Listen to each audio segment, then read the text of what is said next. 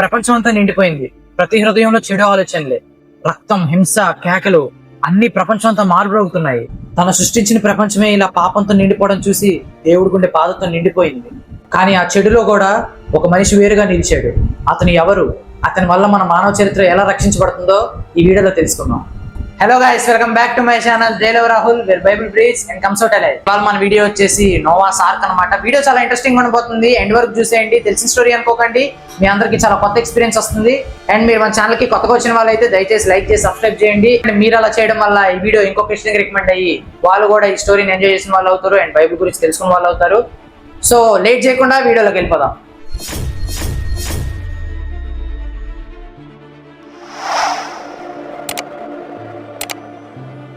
హానోక్ ఒక రోజు దేవునితో నడుస్తూ ఎవరికీ కనిపించలేదు.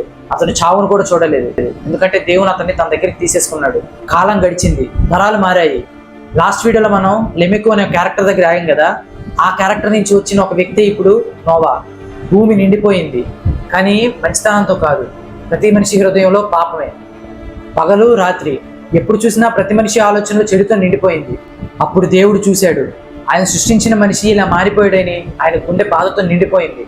అప్పుడు దేవుడు అన్నాడు, వారి జీవితం 120 సంవత్సరాలకే కుదించబడుతుంది, నేను తీర్పు తెస్తాను అని. కానీ అలాంటి ప్రపంచంలో కూడా ఒక మనిషి వేరుగా నిలిచాడు. ఆయనే నోవా. ఆయన నీతిమంతుడు, నిజాయితీ గలవాడు. ఆయన తన కుటుంబంతో కలిసి దేవునితో నడిచాడు.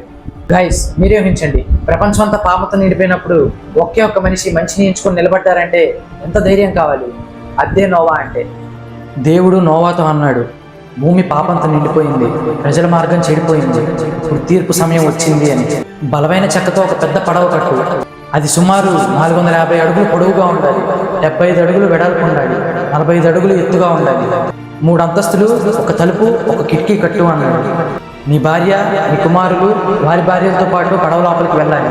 ప్రతి జంతువు, ప్రతి పక్షి లోపలికి జంటగా తీసుకొని రావాలి. నేను నీకు మాటిస్తున్నాను, నేను రక్షిస్తాను అని దేవుడు నోవాతో చెప్పాడు. నోవా ఒక్క మాట కూడా బాధించలేదు. దేవుడు చెప్పిన ప్రతి మాటను పాటించాడు. ఉదయాన్నే లేచి చెట్లను నరికాడు, కలపను లాగాడు. తన గొడ్డలి శబ్దం గాలిలో మారుమోగింది. తన కుమారులు అతనికి సాయం చేశారు. చాలా సంవత్సరాలు గడిచాయి, కానీ నోవా మాత్రం ఆగలేదు. పలుకులు ఒకటొకటిగా అమర్చబడ్డాయి. నీరు ఎక్కడి నుంచి లోపలికి రాకుండా జాగ్రత్త పడ్డారు. 3 అంతస్తులు అని చెప్పుకున్నాం కదా. అందులో మొదటి అంతస్తు జంతువులకి, 2వ అంతస్తు ఆహారం కోసం, ధాన్యం కోసం, 3వ అంతస్తు నోవా కోసం, వారి కుటుంబం కోసం. చివరికి ఆ పడవ ఒక పర్వతంలా ఎగిసి నిలిచింది. ప్రజలు వచ్చి నోవా పడవను చూసి, పిచ్చివాడివా, ఇక్కడ వర్షం ఎప్పుడూ కురవలేదు, ఇక్కడ పడవ ఎందుకు అన్నారు. నవ్వారు, ఎగతాళి చేశారు. ఆఖరికి వాళ్ళ పిల్లలకి కూడా చూపించి నవ్వుకున్నారు. గైస్, మీరే ఊహించండి, మనం దేవుని మీద విశ్వాసంతో ఒక పని చేస్తున్నప్పుడు ఆ పనిని చూసి ఒక 10 మంది నవ్వితే ఎంత కష్టంగా అనిపిస్తుందో. కానీ నోవా మాత్రం అస్సలు ఆగలేదు, ఎందుకంటే ఆయనతో మాట్లాడింది దేవుని స్వరం కాబట్టి. పడవ చివరి దశకు వచ్చింది. అప్పుడే ఒక అద్భుతం జరిగింది. జంతువులన్నీ జంటలుగా వచ్చాయి. ఏనుగులు నెమ్మదిగా, పులులు క్రమంగా, పక్షులన్నీ గాల్లో ఎగురుతూ దిగాయి. ప్రజలు దీన్నంతా చూసి ఆశ్చర్యపోయారు. ఇది ఎలా జరుగుతుంది అని అనుకున్నారు. కానీ వాళ్ళైనా కూడా నమ్మలేదు, ఇంకా నవ్వుతూనే ఉన్నారు.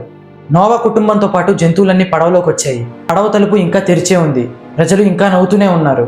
కానీ ఒక్కసారిగా ఆకాశం మొత్తం మారిపోయింది. దూరంలో గర్జన, గాలి బలంగా వీచింది. ఒకే ఒక్క నీటి చుక్క నేల మీద పడింది. మరి ఆ పడవ తలుపులు ఎవరు మూయబోతున్నారు, దేవుడా లేదా నోవానా? అందరూ పడవలోకి వెళ్ళిపోయాక ఏం జరుగుతుంది? అసలు ప్రపంచం అంతమైపోతుందా? మానవ చరిత్ర రక్షించబడుతుందా లేదా? నోవా మరియు తన కుటుంబం పడవలో ఎంతకాలం ఉంటారు? వాళ్ళు ఎలా బయటపడతారు? ఇవన్నీ మనం నెక్స్ట్ వీడియోలో చూద్దాం. ఫ్రెండ్స్, ఈ వీడియో మీరు ఎక్కడి వరకు చూసారంటే ఖచ్చితంగా నచ్చే ఉంటుంది. అండ్ నెక్స్ట్ ఎపిసోడ్ కోసం మిస్ అవ్వకండి. వచ్చే స్టోరీస్ ఇంకా చాలా బాగుంటాయి. మన ఛానల్లోనే వచ్చేస్తాయి ఇవన్నీ. సో లైక్ చేసి సబ్స్క్రైబ్ చేయడం మర్చిపోకండి, ఎందుకంటే మీరు అలా చేయడం వల్ల నాకు చాలా సపోర్ట్ చేసిన వాళ్ళు అవుతారు. అండ్ మీకు కూడా వీడియోస్ ఎప్పటికప్పుడు వచ్చేస్తూనే ఉంటాయన్నమాట. అండ్ నేను మళ్ళీ చెప్తున్నా, వీడియోస్ నా కోసం చూడకండి, మీకోసం చూడండి. మీరు దేవుని గురించి తెలుసుకోవడం కోసం చూడండి. జస్ట్ ఒక 5 minutes ఇస్తే చాలు, మీరు బైబిల్ గురించి తెలుసుకున్న వాళ్ళు అవుతారు. మీరు దేవునికి దగ్గర అవ్వాలనుకుంటే మాత్రమే చూడండి. So until the next video, stay tuned. Praise the Lord. Thank you.